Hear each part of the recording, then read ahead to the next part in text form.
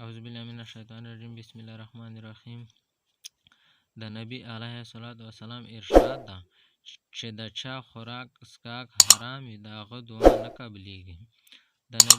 د نبی اکرم صلی الله علیه وسلم ارشاد دا دی چې الله تعالی په خپله پاک دی او پاک مال قبلوي. مسلمانانو ته یې د هغې څیز حکم ورکړی دی کوم یې چې خپلو رسولانو ته حکم ورکړی دی، څنګه چې قرآن شریف کې ارشاد دی یا ایها الرسول کلوا من الطیبات واعملوا صالحا انی بما تعملون علیم.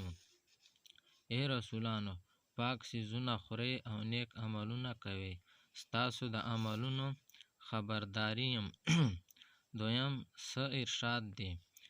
یا ایها الذین آمنوا کلوا من طیبات ما رزقناکم. ای ایمان والو زمونږه درکړی شوی پاک رزق خورئ. دې نه پس نبی علیه الصلاة والسلام یو کس ذکر وکړی چې اوږده سفرونه کوي او د مسافرو دعا قبلیږي او د دې سره خوري وري ویښتو والا د دواړو جامو والا یعنی پریشانی حال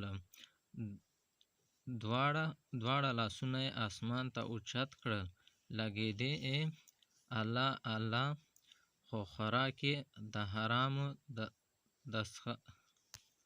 څښاک یې د حرامو دی، جامه یې حرامه ده، همیشه یې حرام خوړلي دي، نو د ده دعا چېرته قبلیږي؟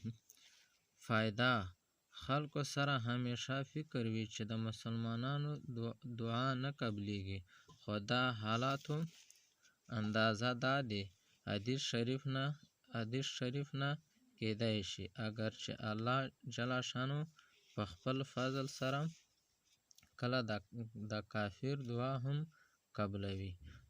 نو فاسقه له څه دی؟ خو د متقي دعا اصل څیز دی، ځکه د متقیانو نه د دعا امید کولی شي. کوم خلک چې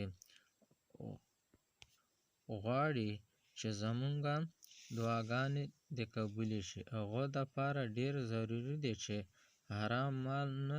حرام مال نه دې ځان ساتي او داسې څوک دی چې دا غواړي چې زما دعا دې قبولې نه شي.